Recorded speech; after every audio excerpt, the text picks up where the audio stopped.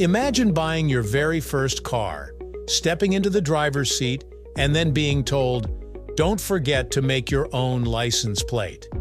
That's not a joke. That's how it actually worked in the early 1900s. Back then, the idea of license plates wasn't some long-established government formality. It was a new and slightly chaotic experiment in keeping track of the strange new invention, the automobile. Today, license plates are a routine part of car ownership, so embedded in the process that we barely think about them. But behind that rectangular metal tag on your bumper lies a fascinating history. One that reflects society's shift from horse-drawn carriages to high-speed mobility, and our growing need for order, accountability, and identification. So how did license plates even begin? Who decided that cars needed them?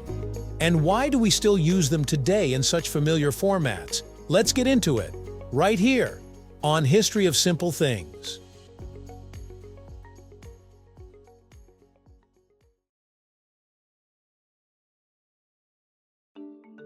The concept of marking vehicles for identification goes back long before cars ever existed.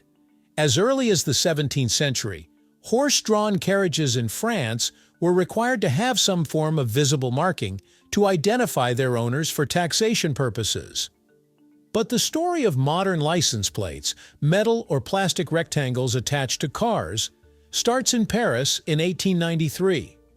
That's when the French government introduced what they called the plaque d'immatriculation. These early plates were issued by the police and were basically a vehicle's registration number, allowing authorities to know who the car belonged to if something went wrong. Just a few years later, in 1901, New York became the first U.S. state to require license plates. But here's the twist: New York didn't issue them. Instead, the law simply stated that car owners had to display their initials on the back of their vehicle. People made them out of wood, leather, or even painted their initials directly onto the vehicle. It wasn't until 1903 that Massachusetts became the first state to actually issue government-made license plates to drivers. And they were simple, flat iron plates with white numbers on a black background. In the early days of automobiles, cars were still considered experimental machines. Roads weren't really made for them, and the number of vehicles on the road was still small. But with that came a lack of accountability. If someone's car broke a law, hit a pedestrian, or caused damage, there was no easy way to track them down. License plates quickly became a way to solve that problem. As the number of vehicles grew, so did public concern. Cities and towns needed a way to keep track of all these machines zipping through their streets. It wasn't just about law enforcement, it was about safety and regulation. Plates allowed cities to regulate who could drive where and when, and they became linked to registration fees and road taxes. Suddenly, a simple piece of metal turned into a gateway to legal operation and municipal revenue. By the 1910s and 1920s, the automobile was no longer a novelty. More people were buying cars, and the patchwork of local laws and homemade plates became a logistical headache. Some states issued plates annually, while others had multi-year formats. Some used letters, others numbers, and some combined both but in inconsistent formats. The plates themselves were made from all sorts of materials: iron, porcelain, leather, aluminum, even cardboard during wartime shortages.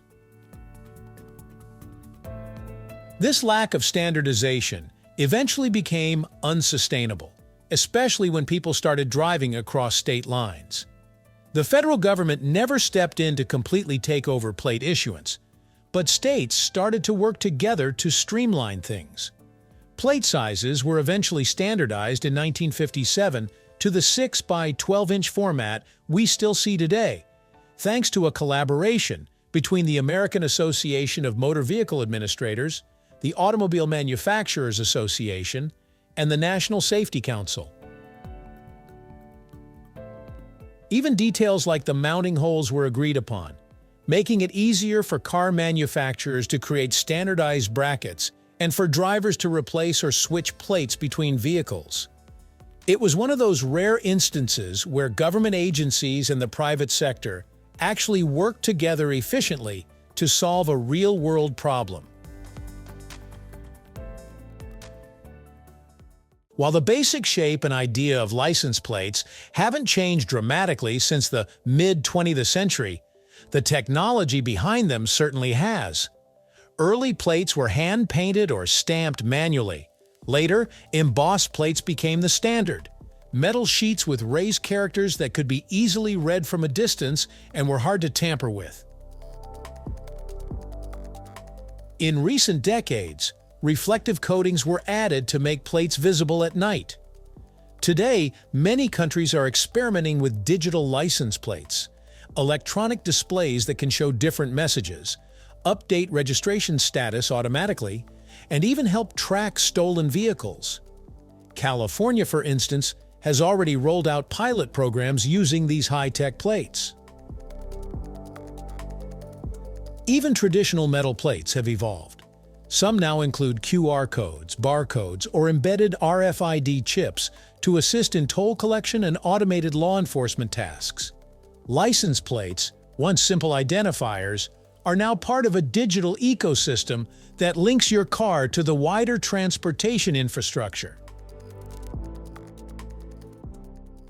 From homemade wood signs to RFID-enabled digital displays, the journey of the license plate mirrors the evolution of society's relationship with the automobile. What began as a practical need to identify vehicles and their owners grew into a system of laws, infrastructure, and identity. Plates made our roads safer, helped enforce the law, and contributed to state economies. At the same time, they became something more than just numbers and letters. They became symbols of mobility, status, creativity, and even nostalgia. So the next time you glance at a license plate, whether it's a clever vanity tag, a historic black and white one, or a futuristic digital panel, remember that you're looking at over a century of innovation, regulation, and culture packed into one humble rectangle of metal. Thank you for watching. If you have suggestions for our next video, feel free to share them in the comments below. We'll be sure to give you an acknowledgement for your contribution. Thank you for joining us on this journey through the history of simple things. Don't forget to like, subscribe, and stay tuned for more stories woven through the smallest details.